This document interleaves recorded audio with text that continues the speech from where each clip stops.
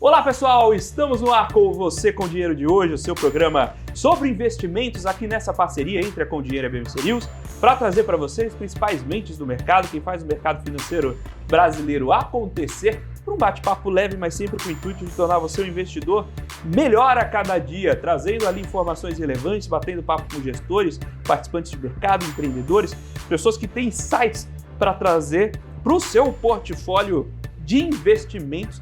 E hoje nós vamos falar com a Emeline Mendonça, que é sócia da VG Capital. Vamos falar um pouquinho sobre justamente carteira de investimentos, como olhar esse ciclo que a gente está passando, como isso impacta a sua carteira, os riscos, proteger a sua carteira dos riscos, naturalmente, fugir de algumas pegadinhas de mercado. Emeline, prazer recebê-la aqui no Você com Dinheiro de hoje. Obrigada pelo convite. Vou começar aqui de um ponto. A gente estava batendo aqui um papo pré-gravação sobre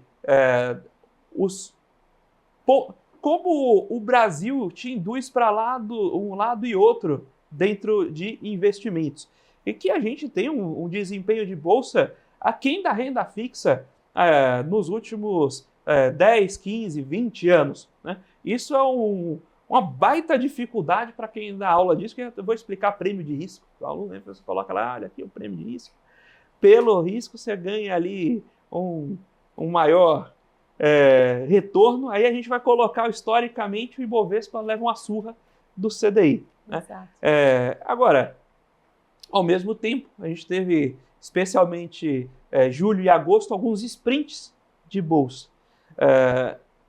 Você que está ali acompanhando os clientes de perto, como é que se decide se você vai ter... No manual, muito simples, todo mundo tem que ter um pouco de bolsa, aí vai variar de X a Y%. Mas e aqui no Brasil, como é que você de fato tem essa conversa com o seu cliente? Normalmente a gente fala muito sobre diversificação e o que o cliente aguenta de risco.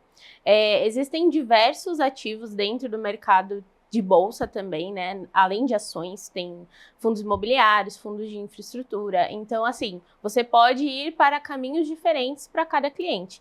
Então, tem que primeiro verificar o perfil dele, qual que é o risco que ele aceita, para você aí ter essa conversa. Mas não tiro a ideia de que um pouquinho de risco sempre é bom ter na carteira, porque quando ele vê aquela rentabilidade subindo, você fala... Olha, foi por conta disso, mas também tem um risco, por isso que a porcentagem, às vezes, para a cliente vai diminuindo um pouco ou aumentando também. E esse movimento, né, que a gente tem visto, você comentou diversificação, e justamente um dos motivos da diversificação, especialmente para renda variável, é justamente pegar esses sprints.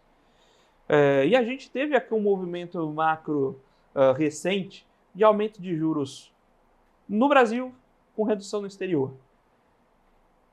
Como vocês têm visto esse movimento e o impacto em renda variável no Brasil? Tem ligação? Ou a gente está olhando, não, olha, o que vai determinar Bolsa Brasil são fatores locais? Como é que esse jogo, quais são os gatilhos, as travas que a gente pode olhar para a bolsa? Lógico que ninguém vai ficar acertando o olho da mosca, mas no mínimo fazer aquele ajuste tático na carteira. O que são gatilhos para destravar a andada da bolsa aí? Esse ano a gente entrou o ano bem, mas passou assim uns bons 6 meses tristes. Não dava nem falar que a bolsa caiu, né? Porque se caísse, pelo menos você podia ficar vendido e ganhar dinheiro. Mas não é que despencava assim, um dia caiu 5%, ganhei um dinheiro com a put, não. Ficava andando de lado, caindo um pouco. Sim. É o pior cenário possível para investidor de bolsa. O que tem ali para destravar valor nesse jogo? Eu acho que esse ano como um todo foi muito difícil pro Brasil em si. O risco país, a questão de crise fiscal está muito em pauta desde janeiro. Isso fez com que a bolsa também tivesse um pouco dessa volatilidade que você falou, né? Andar um pouquinho de lado, cair. Então, essa questão de diminuição de juros dos Estados Unidos e aumento de juros aqui deveria ser um impacto bem maior. Por quê?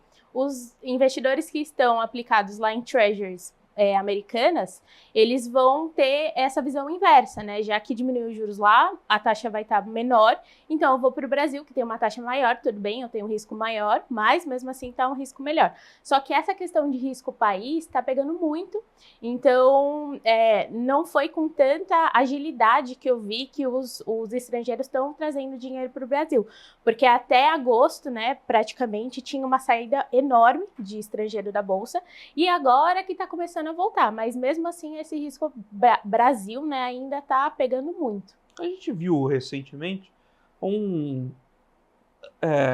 uma atualização positiva no rating do Brasil. Como é que a gente... como é que funciona essa interpretação? Você pega o CDS, né, o ENB, eles estão a níveis razoavelmente comportados.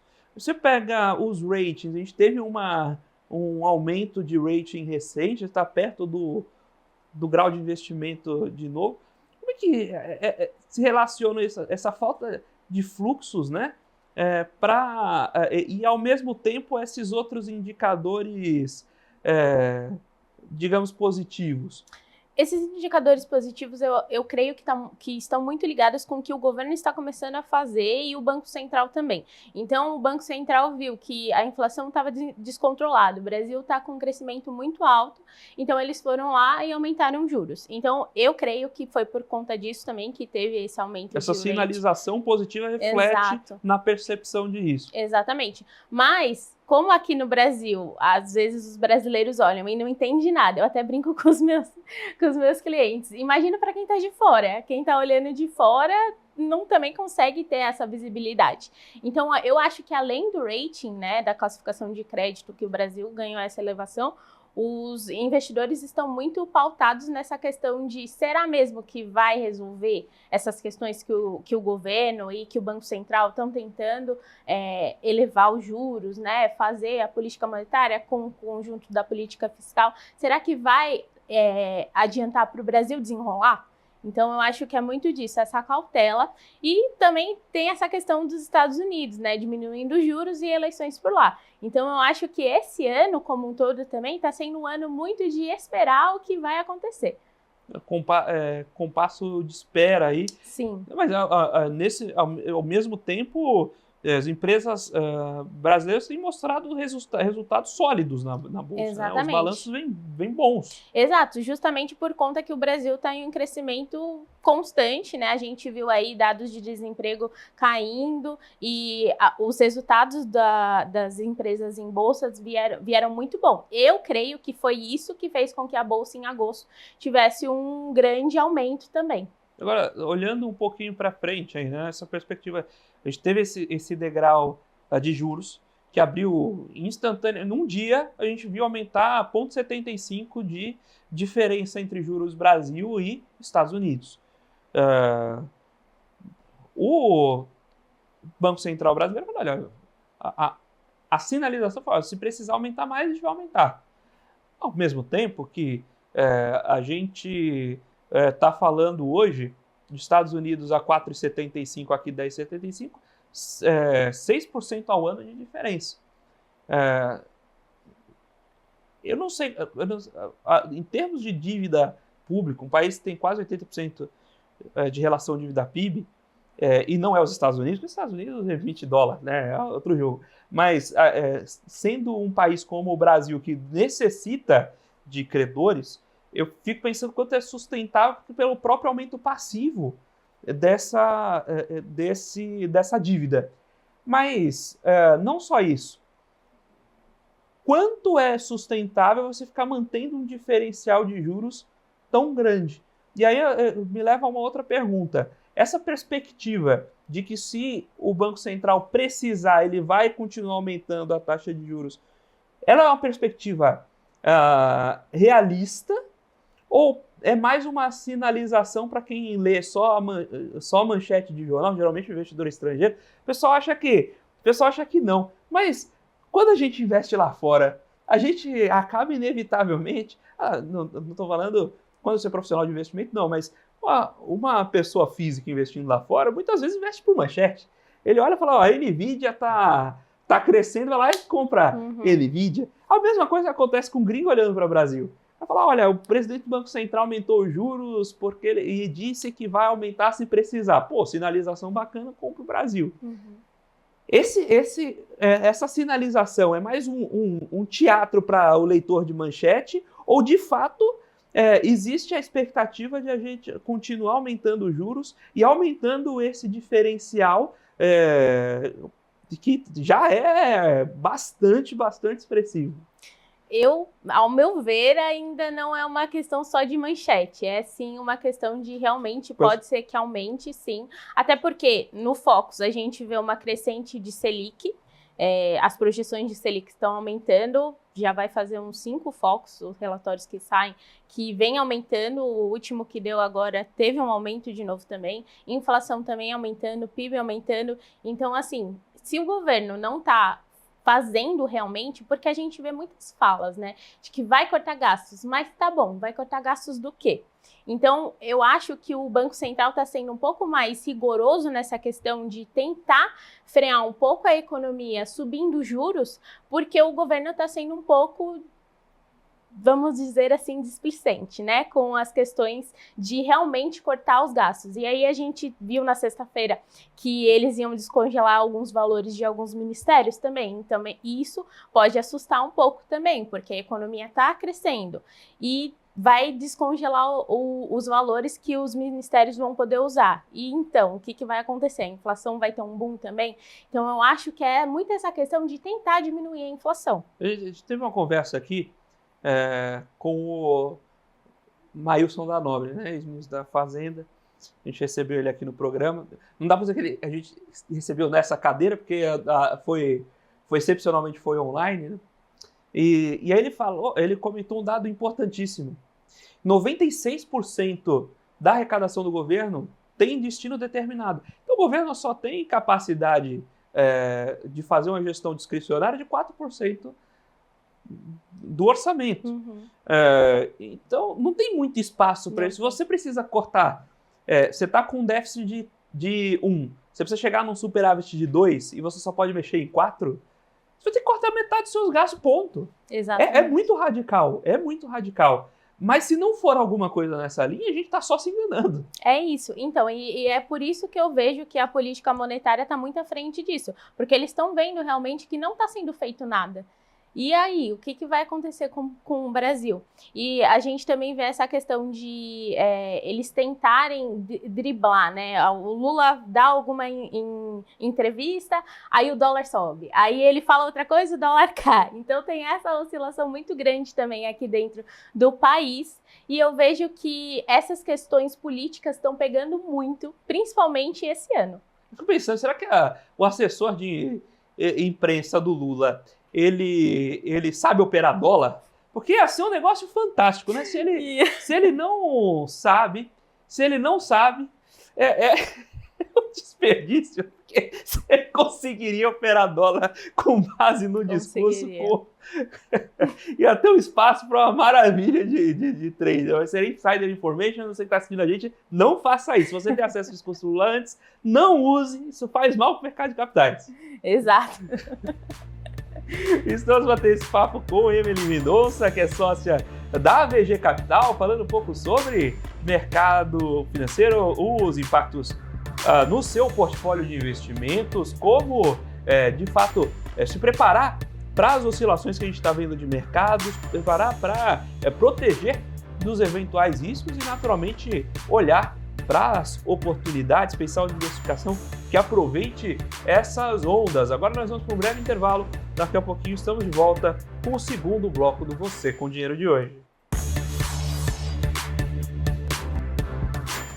Olá pessoal, estamos de volta aqui para o segundo bloco do Você com Dinheiro de hoje, batendo papo com a Emily Mendonça, sócia da VG Capital, falando sobre investimentos, falando sobre portfólio, como o cenário macro influencia nas oportunidades de investimento, naturalmente no ajuste de risco, como se posicionar aí dentro do que a gente enxerga hoje como justamente cenário econômico local e global. E a gente falou bastante no primeiro bloco sobre essa ponte entre renda fixa e variável, dado que uma um cenário mais instável tende a pressionar bolsa. E muito da bolsa, cerca de 70% do IBOV futuro é determinado por fluxo de capital estrangeiro.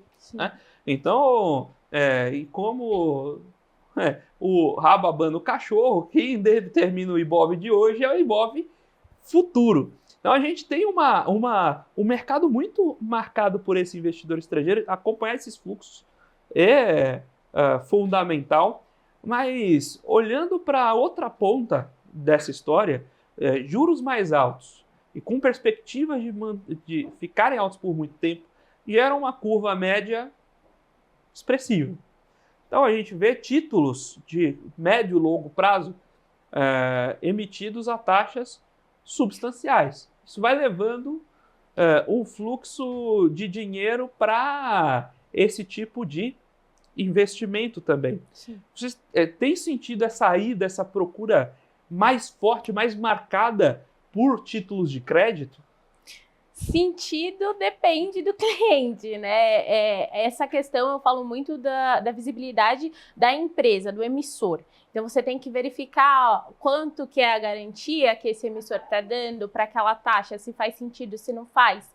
A questão também do rating dela, se o rating é bom, realmente é bom, né? Qual que é o EBITDA dela também, tem essas questões, as garantias que ele coloca dentro daquela oferta. E tem muita gente também que entra sem saber sobre a marcação ao mercado.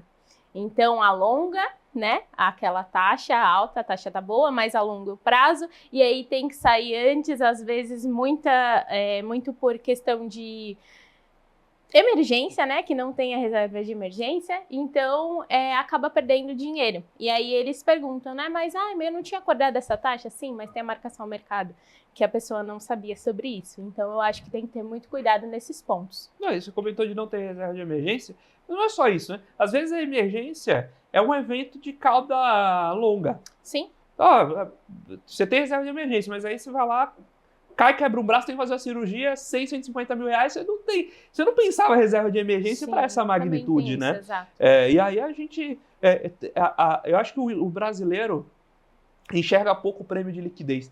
Eu lembro quando a gente começou a ter boom de FGC nas plataformas, aí você tinha aqueles bancos, assim, com alta propensão a não existirem em 10 anos. Aí o cara manda colocar aqui 15% ao ano, vou ficar aqui por 7 anos, qualquer coisa tem FGC. Não, tá bom, o FGC ajuda, mas aí o sujeito vai lá, coloca um dinheiro que ele não faz a conta de quanto vai dar o valor terminal, aí ele não sabe como resgatar no FGC. Hoje em dia tem Pix, é mais fácil. Antigamente tinha que ir lá pegar o cheque no banco, né? Eu acho... Mas o pior de tudo isso se você precisar sair no meio, a secundária vai te cobrar um baita prêmio. Não só remarcação, no caso de um aumento de taxa de juros, que pela duration vai afetar o preço do título, mas pelo próprio spread de você exato. Colocar isso secundário. E o brasileiro não costuma dar valor a essa liquidez, não. E não entende. Eu acho que o pior é isso, que não entende a marcação ao mercado e o spread que você vai ter também no mercado secundário. Então, eu acho que tudo seria resolvido com a educação financeira, né? Se você souber realmente o que é aquela aplicação, quais que são os riscos, quais que são os meios que você pode ou não resgatar, eu acho que ficaria tudo mais simples. Tem um ponto, né, de casar a sua aplicação com o prazo que você pretende gastar. Sim. Então, vou comprar... O pessoal coloca tudo no mesmo bolo, mas não é. Então você vai falar assim, olha, eu tenho um pedaço de dinheiro aqui que eu vou querer para minha aposentadoria, eu vou me aposentar daqui 30 anos. Se eu comprar um título de 30 anos, para aposentadoria faz sentido. Agora, eu vou comprar um carro, eu tenho todo o meu dinheiro aqui misturado, tá? Você vai alongando. Daqui a pouco você fala, olha, eu vou trocar de carro. Aí você vai sacar o dinheiro, não pode, porque tá tudo travado. Sim. Né? Então, ter essa ideia, você comentou de educação financeira, né? essa ideia de para que você vai usar cada dinheiro seu ajuda muito a você casar ativo e passivo, né? E o planejamento financeiro, eu acho que vai muito em linha com isso, porque se você faz um planejamento financeiro, por exemplo, eu fiz um planejamento financeiro ano passado. Até o final do ano mudou muita coisa. Muita coisa alterou e você precisa revisitar isso. E a maioria das pessoas não fazem isso. Então, eu acho que isso também vai muito em linha com a educação financeira. Porque você precisa revisitar a sua carteira. Tá tudo bem? Tá rendendo do jeito que você quer? Ok, mas mudou alguma coisa? Você tem um novo sonho? Alguma coisa nova que você colocou para um longo ou médio prazo? Então, tem que colocar também dentro do planejamento financeiro. E sobre os títulos, concordo integralmente. Essa parte de planejamento, destinação, entender qual a destinação do dinheiro é feito para usar. Né? Dinheiro é feito para atender necessidades humanas, né? Não é feito para você morrer abraçado. Embora algumas pessoas achem que sim. Mas ter esse planejamento é fundamental. E outra coisa que eu ia trazer nessa parte de renda fixa a gente teve um crescimento dos títulos incentivados. Então, você trabalha com investidores de alta renda, muitos investidores que conseguiam se valer, por exemplo, do benefício de não come cotas para o fundo exclusivo, quando se viu pagando come cotas, foi buscar um título isento. Sim. E a gente teve esse fluxo de capital indo para esses títulos isentos. No entanto, esses títulos isentos também são debêntures, também tem marcação a mercado, também tem risco de crédito. Como vocês justamente têm visto esse exercício? Você comentou justamente para quais perfis de clientes, etc. Como tem sido essa conversa, dado que não é natural para o cliente a se atentar a essa parte de marcação na curva, se atentar eventualmente nessa questão do risco de crédito, para tentar justamente apresentar isso para eles. E até aproveitando sua presença aqui para disseminar até um pouco mais desse conhecimento, o que você poderia dizer para a nossa audiência de onde ele precisaria se atentar na hora de pensar uma carteira de crédito? Ou eventualmente nem pensar, falar, olha, se vai para crédito, vai para um fundo que já está diversificado. Conta um pouquinho para a gente dessa estratégia de aproveitar sim, esse benefício que está sendo aproveitado por muita gente, mas não enfiar os pés pelas mãos. Exato. Tem muitas carteiras hoje automatizadas também de crédito que, por exemplo, o gestor monta e você consegue aplicar com uma certa quantia. Olhar bastante para o rating desses créditos, para o prazo, e para o objetivo. Às vezes você está aplicando em uma empresa que você não faz ideia, é um nome conhecido, mas você não faz ideia do que ela faz. Então conheça a empresa, uma empresa de infraestrutura, uma empresa além, né, da parte de infraestrutura, telecomunicação, de rodovia. Então você precisa saber o que a empresa está exercendo. Principalmente, eu acho que no Brasil, com rodovias, porque a gente já teve, né, algumas questões lá atrás que tiveram problemas com a parte de crédito privado em isenção também. Mas, para quem não tem esse tempo de ficar olhando papel a papel, eu acho que bons gestores, fundos de investimentos estão fazendo bons negócios também. Tem alguns fundos hoje de crédito que são isentos que estão batendo aí 15% em 12 meses. Então, assim, você tem que tomar um cuidado de colocar uma certa quantia que faça sentido para aquela estratégia de crédito privado e que também não penalize você, porque é um fundo que tem uma cotização alta também, né? Não é igual aos papéis, né? Eu falo para os clientes que quando eles não querem aplicar em papéis puros, vamos para fundo, que ele tem uma cotização um pouco menor, mas mesmo assim são 30 dias. Então, tem que tomar cuidado com esses prazos também. Então, de novo, 30 dias você não pode negociar o carro, depois ver se vai sacar. Exato. E começar a se programar. E tem uma outra via de crédito que, por N circunstâncias, ficou popular, mas eu não sei se as pessoas olham da forma como deveria. Eu acho que o pessoal mistura um pouco alhos com bugalhos, que é justamente o fundo imobiliário de infra, ou até fundo imobiliário de papel em geral. Uhum. Porque é uma forma de você se expor a crédito, mas dado que tem secundário, você consegue sair mais rápido. Sim, né? E é D2, né? É D2, exato. E como é que tem sido esse uso do recurso de fundo imobiliário por parte dos investidores?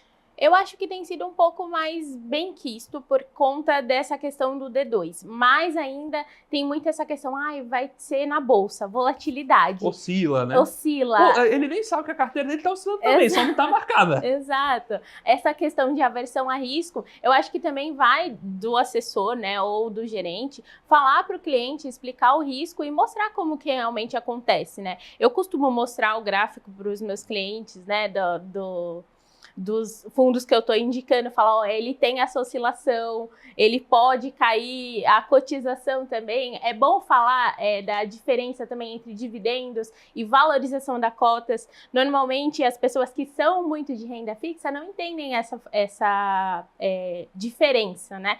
Então, é importante explicar isso para os clientes, para quem está investindo. Agora, você tocou num ponto da oscilação. Vou fazer uma brincadeira com você.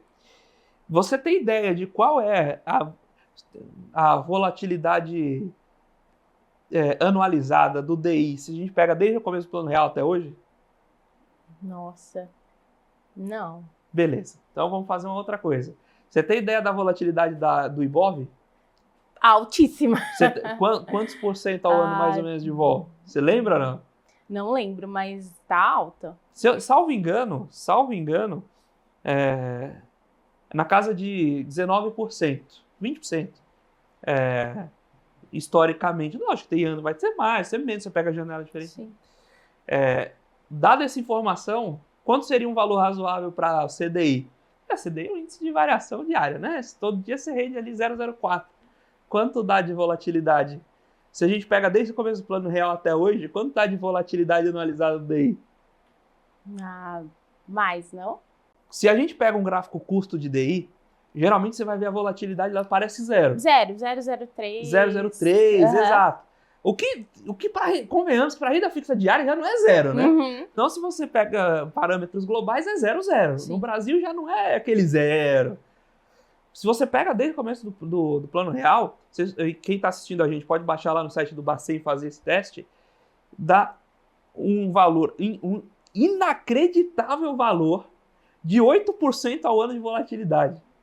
É inacreditável. Eu só acreditei a primeira vez que eu fiz a conta. Porque imagina, renda fixa diária, com duration de um dia. Você pega a volatilidade de preço, não é exatamente a volatilidade de preço, que você consegue pegar a janela certinho de quanto é o DI de cada ponto, de cada janela. Mas 8% para renda fixa. É alto. Você tem razão, nossa renda fixa rende igual a variável, né? O risco é igual.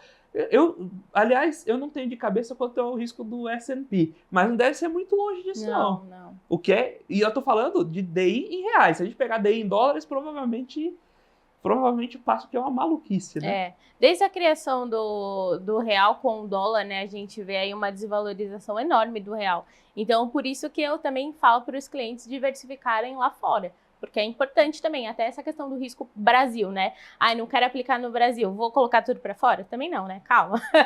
Vamos colocar uma parte, indo aos poucos, e aí você também vai estar protegendo o seu dinheiro da valorização cambial. Até porque teve aquele diferencial de juros que a gente falou no primeiro bloco. Exato. Então também não dá nem tanto ao céu, nem tanto ao mar. Sim. Mas vamos falar mais sobre diversificação daqui a pouquinho. Agora eu preciso chamar um breve intervalo. A gente está aqui batendo papo com a Emily Mendonça, que é sócia da AVG Capital, falando sobre carteira, sobre portfólio de investimento, as classes de ativos, como a gente aproveita, surfa as ondas e se protege dos riscos que a gente está vendo no cenário atual, justamente para cumprir aqui a missão do programa de trazer as mentes, trazer ali os insights para tornar você um investidor melhor a cada dia. Conforme prometido, agora a gente vai para um breve intervalo, daqui a pouquinho a gente está de volta com o terceiro bloco do Você com Dinheiro de hoje.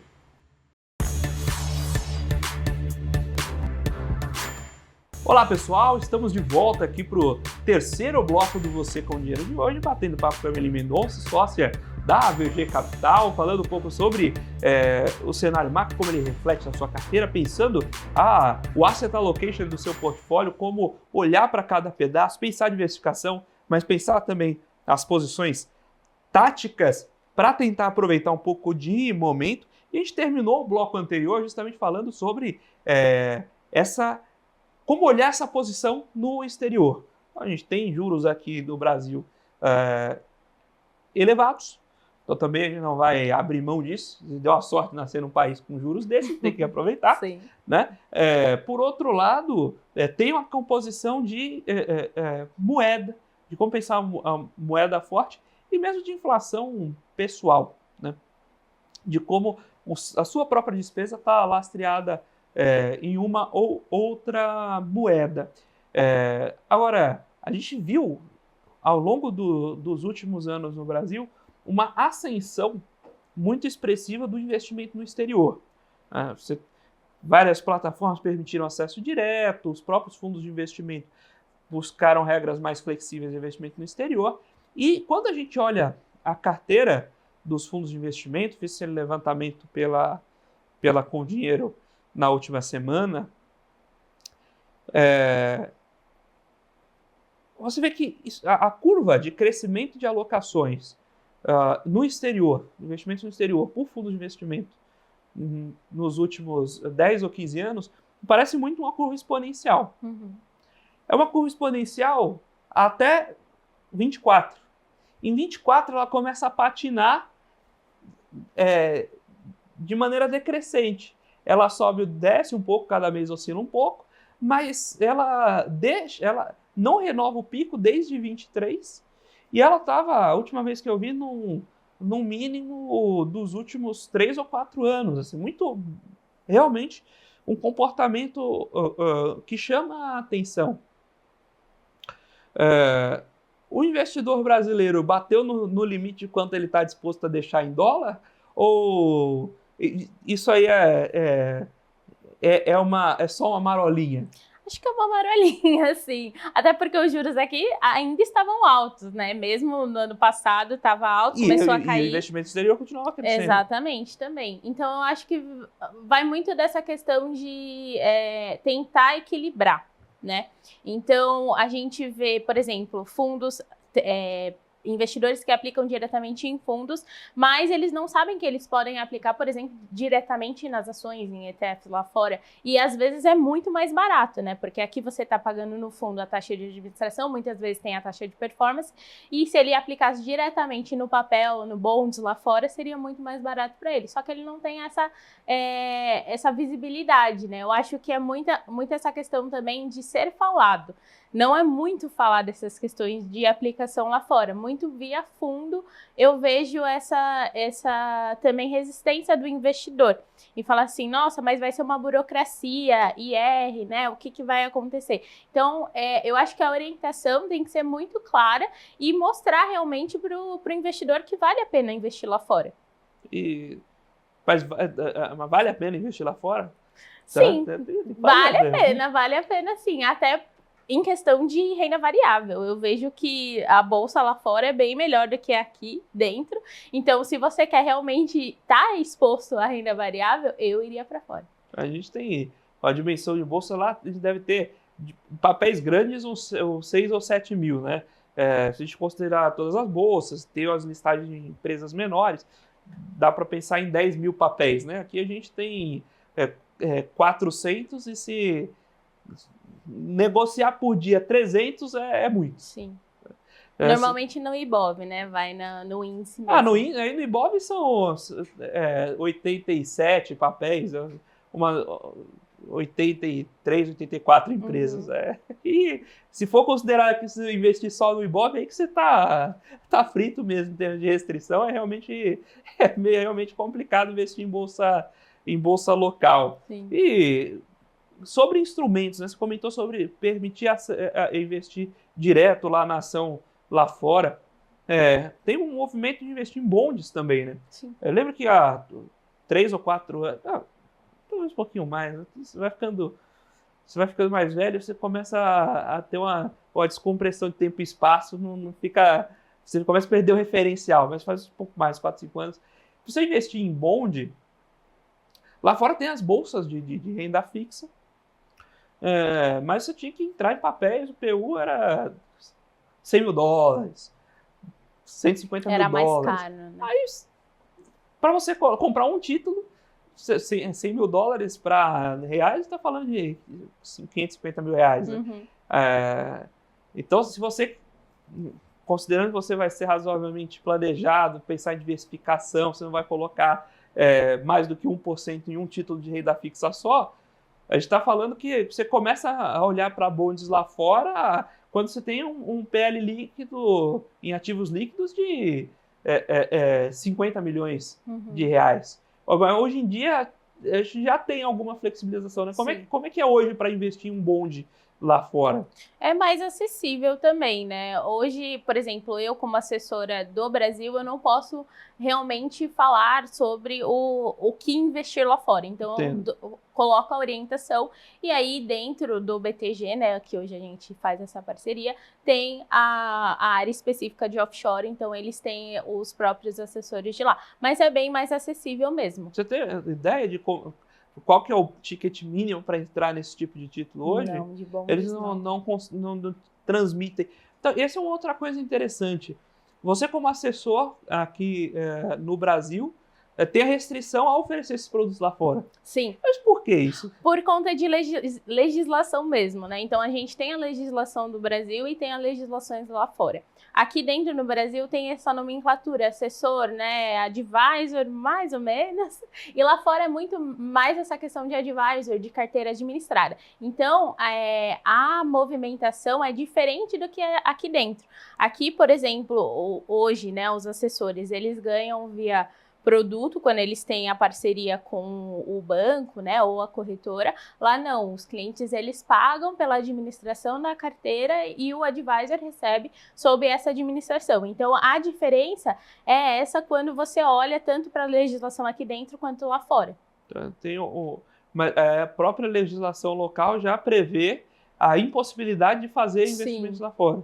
Tem uma questão da própria divulgação, né? Tem restrição. Eu estava conversando com o pessoal da Avenue, poxa, vamos fomentar que o mercado local tem uma página, por exemplo, em português das ações americanas, a gente faz em conjunto, esse tipo de projeto a gente faz na Com Dinheiro.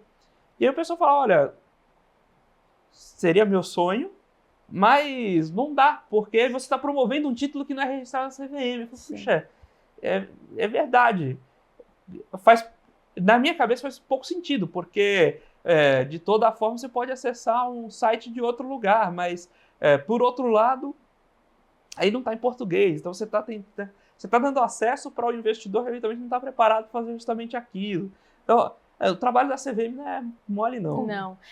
É mais acessível, vamos dizer, mas mesmo assim tem vários níveis de dificuldade, né? O inglês, a questão também de entender lá fora. Tudo bem, você entender inglês, mas você vai entender os nomes financeiros. Exato. Já não entende jargões aqui. Sim. Você tá dado ou tá tomado? O cara já fica, opa, imagina como é que fala dado e tomado em inglês. Aqui, hedge, né, put, call, que são em inglês, os brasileiros muitas vezes não entendem. Então, vai olhar lá fora, é bem mais difícil. A gente tem paralelos, né? Então, por exemplo, você vai falar, você pode falar em lugar de put, call, opção de compra, opção de venda. O duro é você conseguir falar para quem está entrando nesse universo. Sim. Você vai vender uma opção de compra ou comprar uma opção de venda. Aí que ninguém entende nada. É melhor, por mais absurdo que pareça, às vezes é melhor você usar o termo em inglês do que tentar esse jogo de palavra do português, né? Exato. A explicação fica bem mais difícil. É bem mais difícil. Esses dias eu estava dando uma aula para graduação e era de mercado de capitais, de mercados financeiros. E aí escrevi EBITDA. Aí o aluno falou, não conheço. Falei, você conhece? Isso aqui é lucro antes de imposto, juros, depreciação e amortização. Eu falei, Lagida. Eu falei, caramba, fazia anos que eu não escutava Lagida. Cara. Lagida entrega a idade, né? Lagida é só 50 não. É só acima de 60 anos que eu me lembro de usar a Lagida, hein? Essa aí Mas eu me lembro que também atenta contra a minha idade, né? Mas aí o EBITDA é mais consolidado, você acaba usando mesmo, né? Mas Sim. imagina como é que é fazer essa adaptação para uma série de outros termos do mercado local lá. E aí você tem razão, né? Aqui a gente conhece, pegar uma empresa que é de bolsa aqui, que o mercado é bem local. Grendene, talvez, mas mesmo uma Guararapes, né? Não tem operação, não tem operação Guararapes nos Estados Unidos. Uhum. Muito investidor, você fala de Guararapes, ele já não associa com a Riachuelo. Imagina um investidor americano olhando para o Brasil e falando, eu vou comprar essa tal de Guararapes aqui. Qual é a chance de ele saber o que ele está fazendo? E quando a gente olha para fora, você tem grandes bandeiras. Todo mundo sabe o que uma Zara faz, até porque tem operação da Zara aqui no Brasil. Sim. Mas quantos investidores vão comparar a Zara e H&M na bolsa e vão saber se quem está usando qual estratégia, quem está crescendo para que lado e por quê? Uhum. Né? A gente perde um pouco, também tem essa sensibilidade. Se perde um pouco dessa sensibilidade da proximidade com o produto, né? Exatamente, porque são empresas globais realmente, né? Muitas das empresas aqui, como você falou, brasileiras, não são globais, então fica um pouco mais fácil para o brasileiro enxergar e entender, mas é o que você falou assim, quem olha lá de fora também não vai entender. Então, eu acho que é essa questão de realmente procurar informação. E, querendo ou não, as ações, elas são bem mais complexas, né? Você vai se tornar sócio, querendo ou não, né? Comprando a ação da empresa. Então, você tem que saber para onde está indo. E muitos investidores, eu vejo que não entendem isso. Só compra, vai ter valorização. Tá bom, mas quais que são as informações que você tem para essa valorização? Você sabe? Então, é muito disso, de acompanhar mesmo. Você compra um ticker numa tela. Você não sabe que tem uma empresa por trás, que tem um balanço, que tem uma equipe de gestão que trabalha todo dia para chegar naquele balanço.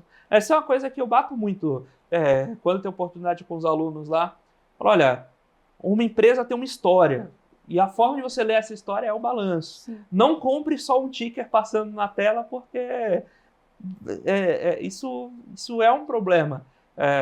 Eu acho que é uma dica assim, fundamental. Né? Sim. Eu concordo muito com você nesse ponto. E espero que as pessoas também comecem a ler mais balanço. Recomendo mesmo seus clientes tem que ler o balanço. Abre um pouco, vê uma lâmina. Não quer ver o balanço inteiro? Sei lá, pergunte ao ChatGPT para ele ler o balanço e resumir para você. Tem o ChatGPT hoje, exato.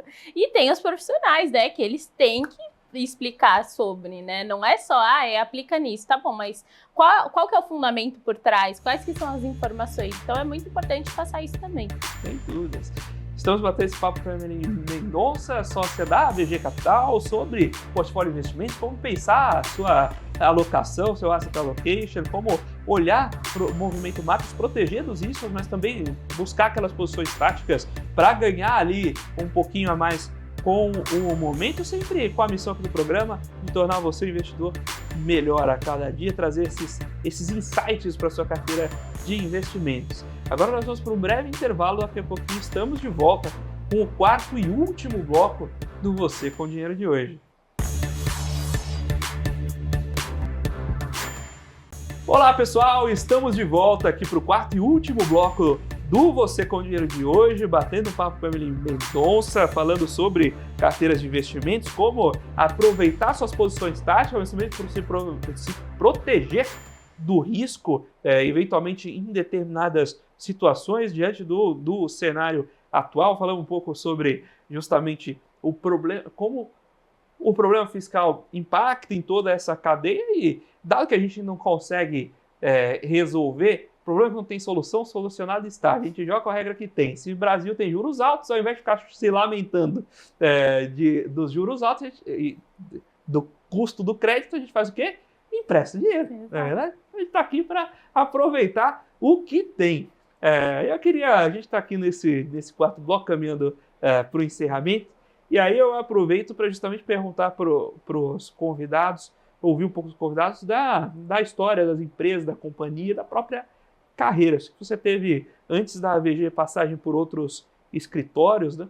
Queria saber um pouco de como foi sua carreira para buscar assessoria e também, naturalmente, aqui da VG, a gente conhece, a Andressa já esteve aqui conosco também, mas contar um pouco sobre a sua ótica sobre a AVG também. Eu comecei desde sempre no mercado financeiro, comecei como estagiária no Itaú, foi uma grande escola, muito bom mesmo. Depois passei pelo Safra, XP e agora estou no BTG com a AVG, né, um escritório assim muito ético. Eu vejo que dentro dos bancos muitas vezes existem essa questão de realmente bater meta, né, apresentar para o cliente aquilo que ele não precisa. Então, foi por isso que eu busquei assessoria por trás, né, de entender o que o cliente realmente precisa e que se faz sentido para ele. Porque se o cliente está feliz, ele vai ser fidelizado com você e a gente vai conseguir criar o patrimônio dele junto, né? Então, eu vou ter esse passo a passo aí bem estabilizado, né, dentro do mercado também. E a AVG é um escritório pequeno, a gente brinca, né, que hoje a gente tem 5 assessores, mas a gente sempre atende os clientes com a mesma especialidade, né? Sempre falando das mesmas coisas. Claro, né? Para cada perfil tem um produto específico, mas a gente tem esse cuidado de não diferenciar mesmo, né? Porque hoje o cliente ele pode ter uma quantia pequena, mas amanhã nunca se sabe, né? Então isso também fideliza bastante o cliente com a gente, e a gente também fica muito feliz de atender a família, né? Sempre procurando essa parceria de longo prazo. E como é a persona, quem é o cliente da AVG? Quem geralmente vocês têm na base, até para eventualmente estar assistindo a gente, pensa se poderia ser cliente da AVG e estar em contato com vocês. Qual o público-alvo ali para justamente a gente ir pensando esse match? Normalmente a gente atende bastante terceira idade, né? A gente também atende médicos, empresários, então a gente tem esse nível mais alto, mas também a gente conversa bastante com jovens. Eu acho que também é o futuro, né? Essa questão de educação financeira, eu principalmente tenho muito enraizado nisso, porque eu vejo que é uma questão que precisa ser resolvida. E se o quanto antes a gente resolver essa educação financeira, vai ser melhor para o futuro do país, né? Porque hoje em dia eu vejo que as pessoas, elas chegam no mercado de trabalho e não sabem como mexer com dinheiro. Então é muito importante isso, eu tenho muito isso enraizado em mim, então essa parte fica um pouco mais no meu escopo lá dentro do escritório. Maravilha. Evelyn, queria agradecer muito obrigada. Aqui sua participação, muito obrigado por ter vindo, compartilhado um pouco do seu conhecimento conosco, trazer um pouco desses insights e naturalmente um pouquinho da AVG também. Queria também te convidar a deixar aqui o espaço aberto para você conversar com a nossa audiência. Quem quiser saber um pouco mais sobre vocês, acompanhar, eventualmente redes sociais, conteúdos que vocês liberem, onde podem encontrar. Então, pode deixar seus contatos, site, mídias, as suas, da AVG. Então, o espaço é seu, o palco é seu, use como preferir. Quem quiser me seguir, estou no Instagram, mmendonca, H-E-M-I, Mendonca mesmo. A AVG também tem um Instagram, quem quiser acompanhar lá. Nós postamos regularmente também algumas questões de investimentos, então quem quiser ficar inteirado, só seguir a gente. Maravilha, Amy. Mais uma vez, muito obrigado pela participação, muito obrigado por estar aqui conosco. Até mais. Até breve. Pessoal, a gente vai caminhando aqui para o final do Você com Dinheiro de hoje. Tivemos aqui a participação da Emily, da AVG Capital. Então eu queria começar mais uma vez agradecendo aí a AVG Capital por ceder aqui a participação da Emily, mas sobretudo agradecer a você, telespectador aqui da BBC News, investidor e profissional de mercado, pela sua companhia e pela sua audiência. O Você com Dinheiro vai ao ar de segunda a sexta, sempre aqui no mesmo horário, para trazer para vocês as principais mentes do mercado, trazer esses insights e tornar você um investidor melhor a cada dia. E na nota de hoje, eu quero trazer uma provocação adicional, um convite adicional. Vocês me escutam aqui nos últimos bons meses, pelo menos desde a vinda para a TV, que está completando já um ano e meio, mas 2 anos aí de programa ao todo. Eu sempre comento com vocês, olha, a gente passa aqui segunda a sexta, no mesmo horário, assim por diante. Mas agora nós temos uma novidade para quem ainda não viu. Nós agora temos retransmissões sábados e domingos de edições especiais do programa. Então aquele programa bacana que você eventualmente acompanhou e gostaria de rever, ou mesmo aquele programa que você perdeu, agora sábados e domingos tem edições especiais da Com Dinheiro. Não deixe de acompanhar, aproveite aí um conteúdo adicional para o seu fim de semana. E se você quiser saber um pouco mais sobre a Com Dinheiro, sobre como a gente pode ajudar você, seu investimento e ao seu negócio, visite www.comdinheiro.com.br e manda lá pra gente também um e-mail em contato@comdinheiro.com.br. É sempre um prazer receber de vocês as dúvidas, sugestões, o feedback, o convite para um café. Quem você quer ver aqui conosco na bancada do Você com Dinheiro, é sempre um prazer recebê-los. Acompanhe também nossas redes sociais, você.comdinheiro, Instagram, @você.comdinheiro, e siga-me lá também no LinkedIn, Felipe Ferreira. Você com Dinheiro de hoje vai ficando por aqui. Muito obrigado mais uma vez pela sua companhia, pela sua audiência, e até a próxima.